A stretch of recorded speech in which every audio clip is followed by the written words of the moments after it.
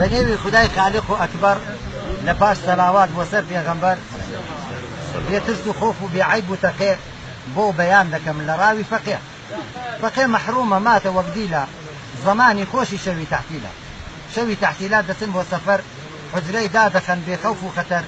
أمنيش فقيه مولالاي شنويا لكان يسورك دخلين بويا أو شعر مدانا هتا بإخلاص راوي فقيان لبو بكم باس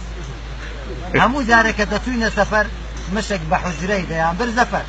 بيازاني كتسو تحتيلا حجرة سولو هولنيتي تبشيلا هر لبر أوش بكيف وشادي دهاتنا حجري زور بآزادي تاتيريان دخوار لنان ولا أو زاربو ماليان دروشتن بتاو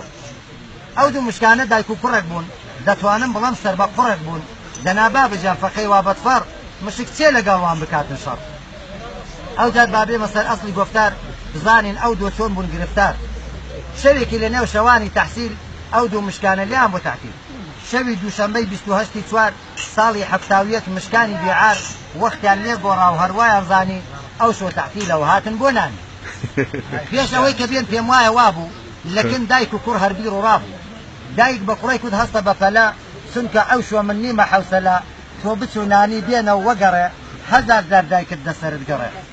کوڕەکەی هەستا وەک پاڵەوانی غاریدا حوجرە و خۆی بەزر زانی کە تاوی ژێڕادیتی 6 نەفەر لەوێ دانیشتون لە 4 دەوروبەر شەرمی کرد تازە بگەڕێتەوە لە کونێدا خجلی دایکی بێتەوە ناچار بۆ هەڵات بۆ من یەقدانێ دەیکوت جێی چاکە کەس پێم نازانێ لەگەڵ غاردانێ مشکە بوو زاهیر یەک لە فەقەیان بەنێوی تاهیر چاوی لێ زەق بوون کوتی هاتە ژوور دەرکەی پێوەدەن مشکم دی لە دوور فەقەی غاریاندا بۆ سەر یەقدانێ مشکە لە ترسان هاتە مەیدانێ غاریدا دەرکە بۆ ڕێی نەجاتی دیتی کە ناگا هیچ بە ئاواتی دەرکە قەپاتە و پێوە دراوە گۆپاڵ بەدەستێش لەوێوە تاوا ناچار بۆ هەلات بەلای سەر شوەرکە بە قەولی معروف تەک لێدا خۆرکە دەنجێکی دوو کرد لە ترسی فەقێ زانی کە هەر لێی دەستێنن حەقێ خۆی بەخۆی دەکوت دویان پێکردم لە داری دنیا ئابڕویان بردم ئاخیرولئەمر ئەو مسکی لێباک لەوێ بەدەستی فەقێ بوو هیلاک ئەوجار فەقێکان بە کەیف و شادی کە حوجرەیان دیدوا بە ئازادی وەکو هیلاکێ گشت حەسانەوە مشکان فڕێدا و ڕووگەڕانەوە ئەو دەردایکە مشک بە قەلبی پڕئێش بۆ حاڵی کوڕێکەوە بۆ ئەنگشت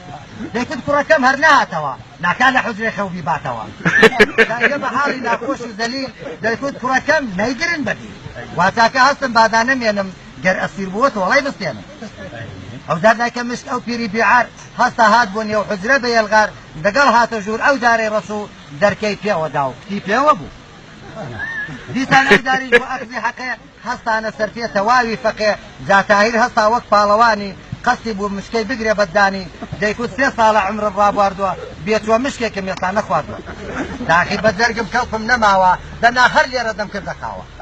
ئیسماعیل دەیکوتە تۆ ناحەقی بەشی من نادەی بۆ وا دڵڕەقی مەگەر نازانی بۆ پشکێ کەباب دڵم تۆقیوە و ئەسڵەمی مەتاب ئەوجار بیلالی خەڵکی مەحمەشا لیانە هاتە پێش ئەو هەیئەت ڕەشا دەیکوت مشکی خۆم کەبابی خۆمە خوێنی جەرگی وی شەرابی خۆمە